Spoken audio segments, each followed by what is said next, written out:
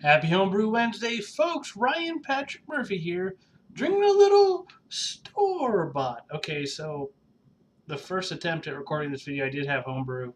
I still have some. I was just too lazy to go downstairs to refill because I have a mini fridge right here with beer in it.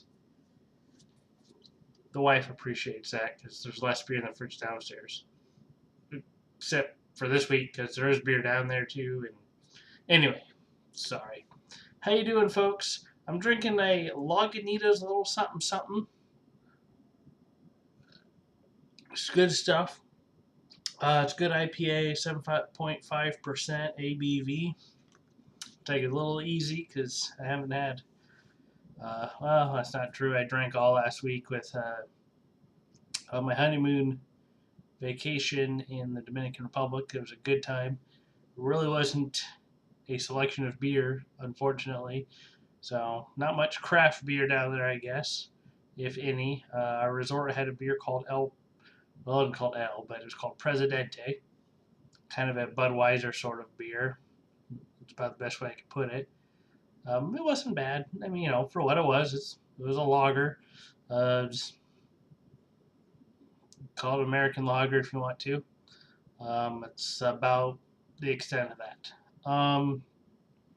I thought I should get a video recorded because I haven't done one in a while. There's some good news coming from the RyChannel brewery. I have decided to enter the state fair after all. Unfortunately, I decided to do it while I was on vacation, which the beers have to be turned in by July 22nd. So we will be pushing the beers hard. I got 2 beers I'm going to be putting in. They will probably get about 2 weeks in the fermenter and 2 weeks in the bottle. That's it. Those beers better be ready to drink July 29th. So, excuse me. It is a little stressful. But you know what the heck, the Iowa State Fair, pay $5 to put a beer in. You send them 2 bottles of each beer you're entering. It's I don't really have much to lose. And if you end up making a good beer, you get a ribbon. So, got ribbons last year. That was pretty cool. Hope I can do it again this year. I'm gonna talk about my recipes a little bit. Because you guys know, if you're somebody who's followed me for a while, you know that I got a ribbon last year, or a couple ribbons. I got some silvers. There's a couple silvers and a blue, I think. Sorry, I'm trying to figure out where Beersmith is at. So the one I did the best on. So I also have had Beersmith open, so it's kind of hard to remember what the icon is. Anyway, sorry. The beer I got the blue ribbon on was the Axe Handle Amber Ale.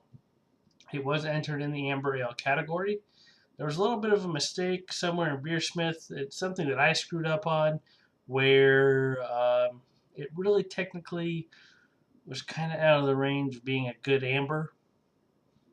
More of a hoppy amber, and they commented on it being a little hoppier than your standard amber. Of course, that may have been what made it win. I don't know. But anyway, got a blue ribbon, so I'm not complaining. But this year I thought I'd make it right. Okay? So the Axe Handle Amber, if you go to the Beersmith Cloud, you can just Google Beersmith Cloud. You can search for RyChannel. It'll have a search users box. Put RyChannel in there. You will find my Axe Handle Amber. It is a great beer. It's a great beer. If you like a little hoppier beer, and really I didn't notice that it was hoppier at all personally, but the judges did, and I mean, some of them are trained to actually be able to taste that, so they did, and they said something about it, so I hadn't even noticed it. They did pick it up, and for good reason. It was about 50 IBUs, probably, which 10 IBUs higher than what an amber ale should be. An amber ale should run 25 to 40, and this was about 50, which I don't know how much a regular person, average Joe, could detect that. I really don't know. I have no clue. Um, Also, it was a little higher in alcohol. Actually, the ABV was correct, but the OG was not, which I don't really understand that. And somebody who knows a lot more about beer chemistry can explain that one to me, because the OG came out about 1063, and it really should have been a little under 1060, which was not, that part was not really a big deal.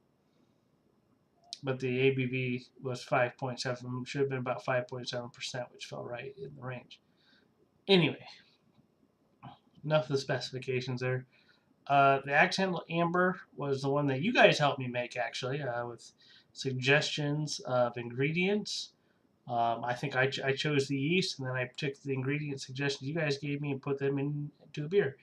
The YouTube folks picked the hops and grains, and at the time, my Von Live castees picked the hops. And I think that we had come up with this beer well before it was ever entered in the fair. I think I had converted it to all grain. I seem to remember that for some reason, because I think I had done an extract version first. It wasn't called the Accidental Amber. I think it was called like the YouTube Amber at the time. RyChannel YouTube Amber. Hey, here it is. Yeah, so I had made this as an extract first, and last year we went into the fair, I did an all grain. Anyway, so that all grain had Maris Otter, Care Munich, Crystal Dark 77L. I like Crystal 77 because a lot of people go, what the hell is that? Amarillo hops, Saz hops, Tetnang hops, and Northwest Ale Y yeast 1332. So I really like that yeast, and I'm using that on both of my beers this year. So what did I do to change this year's beer? I took all the hops out except for the Amarillo, and there's going to be Amarillo for bittering and Amarillo probably kind of flavor aroma addition. About 15 minutes and that's when Amarillo will be in there. Actually is in there because I have already brewed this. Instead of Maris Otter, I'm using just regular 2-row, American 2-row. I believe it's the Breeze, whatever the $32 bag of 2-row is that you get on Northern Brewer. I ordered it from them. Care Munich 3 and Crystal Dark. So essentially the grains are the same. I mean, the 2-row is a little different, but the other grains are the same. And I decided to stick with the Amarillo. And I really simplified that recipe, honestly. A fella could almost memorize this recipe.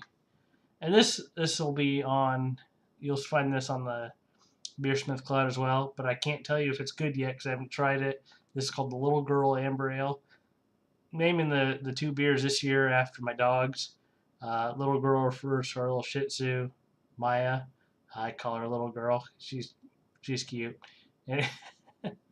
So I call her Little Girl. Anyway, this beer, according to Beersmith, does fall in the range of being an American amber ale. So a little less alcohol than the Axe Handle, because there is less 2-row in it. I probably could have put a little more in there, but lighten it up a little bit. We'll see how the Amarillo does. Anyway, the second beer this year, I did not decide to try to fix the... What did I make last year? I know it was called Falcon's Nest. Was it the Falcon's Nest Bitter? I probably don't even have that on my computer because it was a terrible, terrible, terrible beer. Yeah, I don't even have it on here. I was too ashamed of that beer. That beer was bad. It was not good. It did get a silver ribbon, I believe, if I remember correctly, but it was not a good beer. So I made the Murphy Breeze Stout, or we're going to make it this week. I'm going to make it this weekend, probably Saturday or Sunday. I mean, we're really pushing the timing on this. Um, that beer recipe is also available on the Beersmith Cloud if you want to make it. But like I said, I don't know if it's going to be any good, and I might still be tweaking it yet. I just had some 2-row roasted barley, honey malt, biscuit malt, chocolate malt, and cluster hops for bittering. That's all you need in the stout. You don't really want any flavor or aroma in your stout. And I've used cluster before in a stout. Surprisingly, it does pretty good for bittering hop in a stout. Does well. Thinking about adding some caramel malt, some Crystal 60 maybe. I'm not really sure if I'm gonna do that or not yet. I'm waiting for some of my brew buddies to talk to and see what they think on that one. But I will also be using the Northwest Ale yeast on that. I don't know how that's going to turn out, but that yeast has been pretty solid in the other beers that I've used it in, so I want to use on this one. Kind of, I believe it gives off some fruity notes if I remember correctly. I don't know. I just like it. I really do. So that beer does fall into being a dry stout. There might be some sweetness off the honey malt, and if I put crystal malt in, I might get some more sweetness off of that. So we'll have to see. Kind of excited. At the same time, I'm kind of dreading doing the all grain. The Grainfather is great. If you want to get an all grain, get Grainfather, but it's a long day, and I think it's kind of burned me out on brewing, honestly, a little bit. Some days I get the bug, and it's like when I go to actually do it, it's like, I'm gonna spend 5 hours doing this. Ugh, I've actually thought about doing some pre-hop kits, just totally like tone it down to I can make some beer, pour it in the thing, be done half hour, and still have have a pipeline. But I've been drinking my homebrew really slowly too over the last few months, so because I've been buying a lot of beer because I want to try a lot of different beers, and it's just been I've just been drinking it slowly, I guess.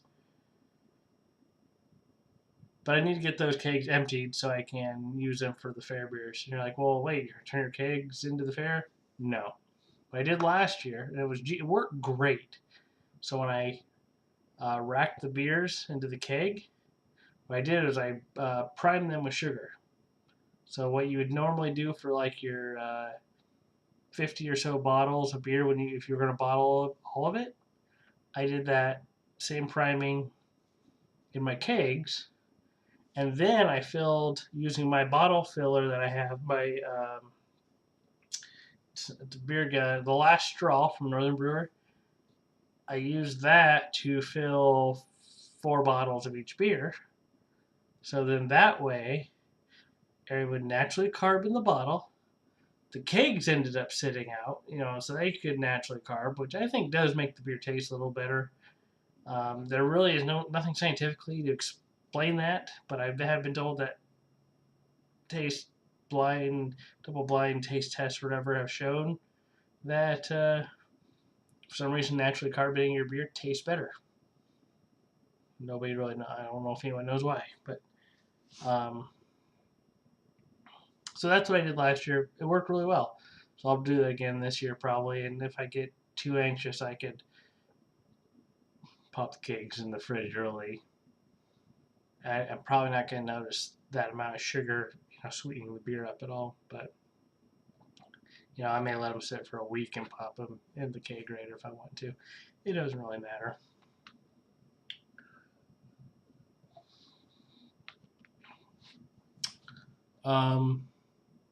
So that's all I got for you this week, folks. Thanks for tuning in. Hope to see you again real soon. Cheers. 17. I'm out. Enjoy the fruits of your labor. Yada, yada, yada. Happy Homebrew Weekly. I probably said Wednesday at the beginning of this video, but happy Homebrew Weekly. Cheers.